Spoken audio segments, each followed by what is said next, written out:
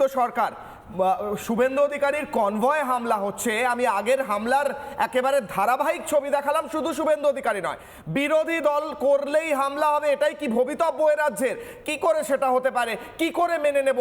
মুখ্যমন্ত্রী কি করছেন, মমতা বন্দ্যোপাধ্যায় কি করছেন? নাম নিলে রাগ হলে আমি বলছি মুখ্যমন্ত্রী ম্যাডাম মাননীয়া সম্মানিয়া তিনি কি করছেন? কেন তিনি ব্যবস্থা নিচ্ছেন না, নাকি তার মদতেই হচ্ছে? শুভেন্দু অধিকারী তো বলছেন তিনি নিজেই গুন্ডামি করছেন। উত্তর সুদীপ্ত বাবু। আমি আগে সজলদার একটা কথার উত্তর দিতে চাই। সজলদা অনেক দিনের কাউন্সিলর, সজলদা আমার থেকে অনেক বেশি কর্পোরেশনের নিয়মকানুনটা ভালো জানে। কিন্তু উনি যে বলল যে ফাইলটা নিয়ে কোর্টে গিয়ে, হাইকোর্টে গিয়ে সাবমিট করা, এটা হয় না। এটা প্রসিডিংসে নেই যে কোর্টে উনি গিয়ে ফাইলটা গিয়ে সাবমিট করে দেবে সোজা, আর কোর্ট সেটাকে নিয়ে নেবে। কোর্ট উনি সেটা নেবে না, কোর্ট রিজেক্ট করে দেবে। কোর্ট কখন নেবে? কোর্ট ওনাকে যখন এই রিটটা ফাইল হয়েছে, ওই রিটের এতে কোর্ট বলতে পারে তুমি এভিডেন্স সাবমিট করো বা তুমি এভিডেন্সগুলো রিটার্ন করো, সেটা বলতে পারে। সেটা কোর্টের অর্ডার আছে, কোর্ট অর্ডার দিতে পারে, অ্যাজ পার প্রসিডিংস সেই অনুযায়ী হবে। তা সজলদাকে একটু এটা বলে দিলাম। আর 2 নম্বর কথা হচ্ছে, এবার হচ্ছে পুলিশ, আপনি যেটা বলছেন যে যেই ঝামেলাগুলো হচ্ছে, অবশ্যই এগুলো ঠিক হচ্ছে না, যেগুলো কোনো রকমভাবেই কোনো কারোর ওপর কোনো হামলা, এটা কখনোই আইনসম্মতি না। এটার এগেনস্টে দেখুন অনেকেই, আমাদের বিরোধী দলনেতা বহুবার হাইকোর্টে গিয়ে প্রত্যেকটা মিটিংয়ের আগেই আমরা দেখেছি 0.5 ঘন্টা 1 ঘন্টা করে কোর্টের মূল্যবান সময় নষ্ট হয়। সাধারণ মানুষ, তাদের মামলা শুনানি হয় না, অনেক সময় পেছনে বসে থাকে, তাদের মামলা হিয়ারিং হচ্ছে 1 ঘন্টা 1.5 ঘন্টা ধরে পলিটিক্যাল হিয়ারিং হয়, মিটিংয়ে কীভাবে প্রোটেকশন হবে না হবে এটা হচ্ছে কন্টিনিউ। এটা নতুন করতে যদি অনুমতি না দেয় পুলিশ, তাহলে তো স্যার কোর্টেই যেতে হবে। আমাকে বলতে দিন, তাহলে কোর্টে যাওয়ার প্রাবধান আছে, তাহলে কোর্টে পুলিশ প্রোটেকশনেরও প্রাবধান আছে।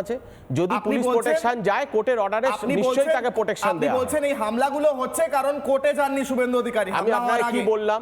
আপনাকে যদি মনে হয় যে আপনার আশঙ্কা আছে পুলিশ মানা করেছে, পুলিশ যদি কোথাও যখন যেতে না করবে, তখন যদি আপনার নিশ্চয়ই পুলিশ সেটা ডিফেন্ড করবে, সেটা পুলিশ ডিফেন্ড করবে, পুলিশ নিশ্চয়ই বলবে।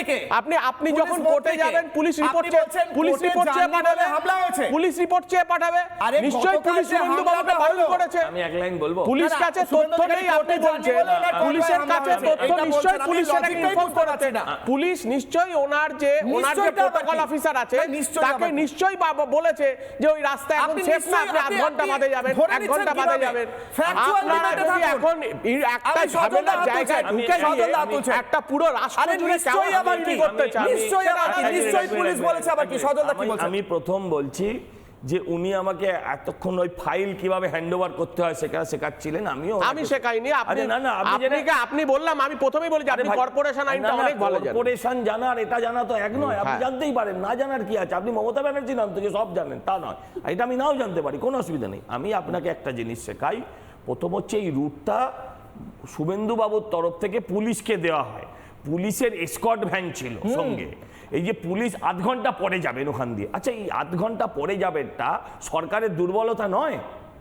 8 ঘন্টা পরে যাবেন বলা সরকারের দুর্বলতা নয়? শুনুন, বলেন, আমি আপনার সময় বলিনি, আপনাকে আমি বিশিষ্ট ভদ্রলোক ভাবি, তৃণমূলদের চোরেদের সওয়াল করলেও আমি আপনাকে বলছি যে আমার বক্তব্য হচ্ছে, এই যে বললেন না কোর্টে গিয়ে শুভেন্দুবাবুর সময় নষ্ট হয়, আমি বলছি কোর্ট ছাড়া আপনারা শুভেন্দুবাবুর সভা কটা করতে দিয়েছেন? শুভেন্দুবাবু হিসেব দিয়েছেন 104 বার, বলছি আজকে অব্দি নিলে 104 খানা।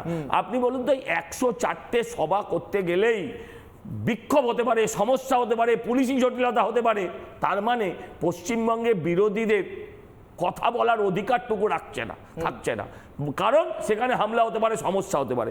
আর আমি বলছি এরপর কোর্ট যখন পারমিশন দেয়, আপনি আমায় বলুন 104টে সভার কটা সভায় হামলা হয়েছে? একটা সভা তো হয়নি।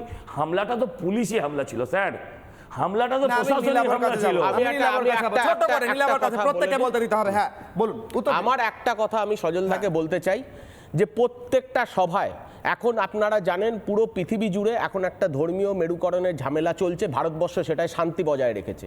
আজকে নরেন্দ্র মোদী যাই হোক একটা ফেস করছে, ট্রাম্প তাকে বিভিন্ন রকমভাবে হুমকি দিচ্ছে, অনেক কিছু আমরা সকলে জানি, কিন্তু যেরমভাবে শুভেন্দুবাবু প্রত্যেকটা সবাই গিয়ে ধর্মীয় মেরুকরণকে তৈরি করার চেষ্টা করছে, এটা কিন্তু অতীব অন্যায় কাজ করছে। এই কথাটা বলে আপনি অন্যদিকে চলে যাচ্ছেন।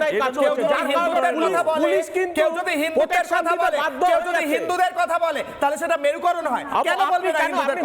কেন রাস্তায় বলবেন না? হাঁটবেন কেন? কেন বলবেন আপনি না হিন্দুদের জনগণের কথা? কথা বলুন। আপনি কাকে পাবলিকের কথা বলুন। আপনার দলে পাবলিকের এতদিন মধ্যে পর্যন্ত differentiate ছিলেন করছেন কেন?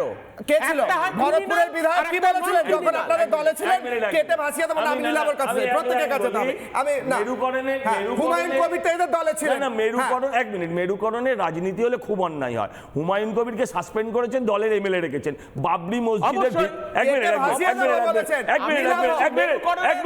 বাবরি মসজিদে আমি আমাদের ভাই সংবিধান বলতে বিরোধী। দিন। সংবিধান বিরোধী। আরে ভাই বলছি বাবরি একটা মসজিদে breaking নিতে হচ্ছে। শিলান্যাস হতে দিলেন কেন? সংবিধান বিরোধী। আমি- শিল্পের জমিতে দুর্গাঙ্গন হতে দিলেন কেন?